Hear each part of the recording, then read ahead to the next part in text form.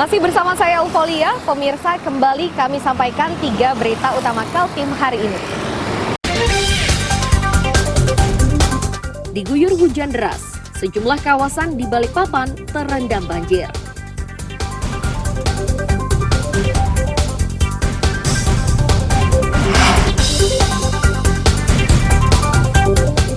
Puluhan bangunan yang berdiri di bantaran Sungai Karangmumus, kawasan Sungai Pinang Luar Samarinda, dibongkar petugas. 11 petugas lapas kelas 2 A Tarakan diperiksa Mabes Polri terkait dugaan pencucian uang oleh seorang tahanan dalam kasus narkoba.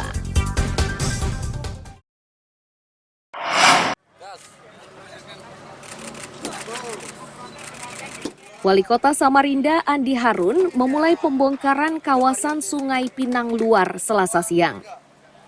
Sasarannya adalah bangunan di tepi Sungai Karangmumus. Andi Harun menegaskan, pembongkaran ini bagian dari program pengendalian banjir. Lokasi yang disasar berada di bantaran Sungai Karangmumus. Ia menambahkan bahwa program tersebut sudah disusun secara matang. Aman aja. Enggak, pertanyaan ada mungkin nggak dia?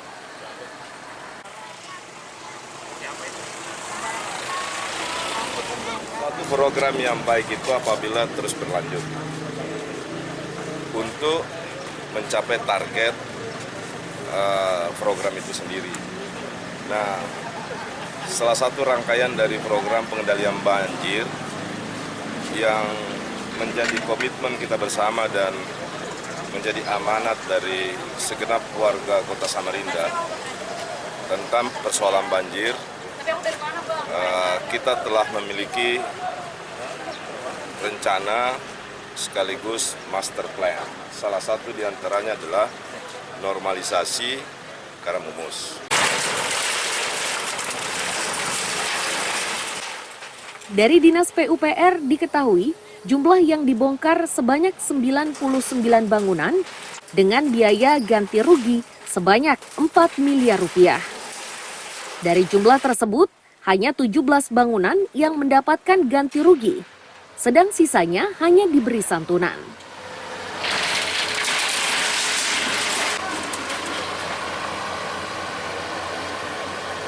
Itu 99 ya. Terus untuk yang ganti rugi itu 17. Yang santunan itu 82. Jadi totalnya semua 99. Anggaran ganti ruginya Anggaran ganti ruginya kurang lebih 4. itu Sudah semuanya. Revitalisasi Sungai Karangmumus ini masih berlanjut hingga tidak ada lagi bangunan yang berdiri di bantaran sungai. Amir Hamzah dan Dimas melaporkan dari Samarinda.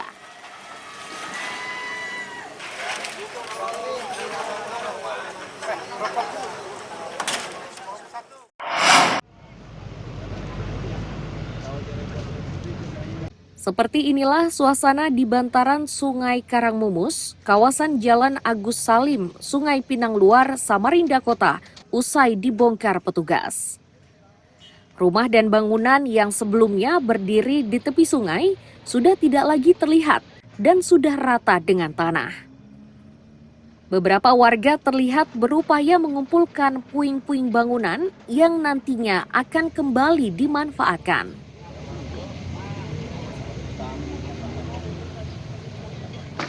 Salah satu warga yang sudah tinggal selama 25 tahun mengaku rela rumahnya dibongkar setelah Pemkot memberikan ganti rugi.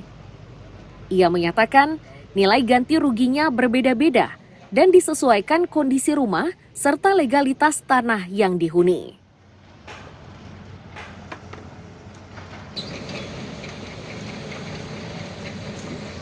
sudah diganti rugi lah. Nanti kalau belum diganti kan ada kami bongkar. Nggak dibongkar Pak ya. Ini rencana ngambilin apa nih Pak? Hah? Rencana ngambilin Ulingnya yang udin-udin yang bermanfaat yang masih dijadikan duit ya kan? yang masih bisa dipakai lah. Ya. Terus selama tinggal di sini berapa puluh tahun sudah Pak? ada 25 tahunan deh. 25 tahunan lah. Iya. Nah, dibongkar ini sudah dapat ganti rugi, pindah kemana pian Pak? Tahun ini rencana nih. Belum tahu lagi. Belum tahu lagi. Jadi Cuma sementara nyewa aja dulu. Oh, sementara nyewa. Berapa ganti rugi diberi Pak pemerintah Pak? Variasi Ada berapa ya, antara? setiap rumah variasi, ada yang 50, ada yang 50 lebih, ada yang 20 lebih.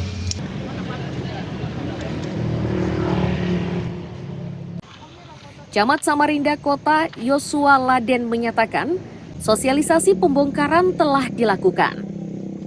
Warga yang masih menetap di lokasi tersebut diminta segera berpindah karena lokasinya akan segera diratakan.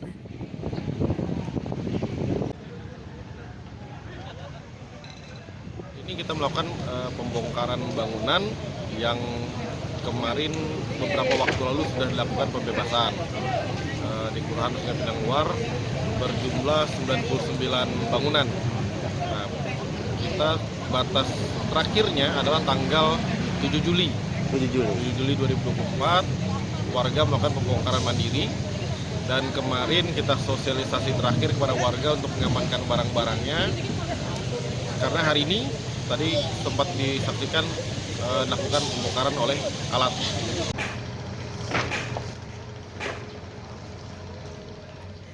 Usai pembongkaran, pemerintah kota mengerahkan alat beratnya untuk mengeruk aliran air, menyingkirkan sisa material yang tersisa di bantaran sungai. Iswanto melaporkan dari Samarinda.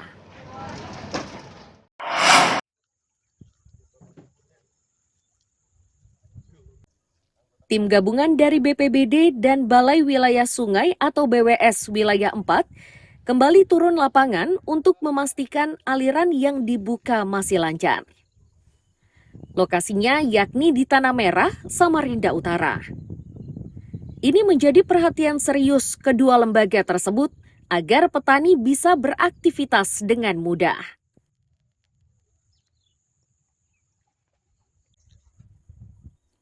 BPBD dan Balai Wilayah Sungai atau BWS Wilayah 4 memastikan debit air yang menggenangi sawah petani sudah mulai berkurang. Hanya saja, tim ini harus kembali turun untuk memeriksa aliran air yang tertutup rerumputan. Panjang jalur yang akan disasar masih dalam penghitungan, namun dari kasat mata panjangnya mencapai 3 kilometer.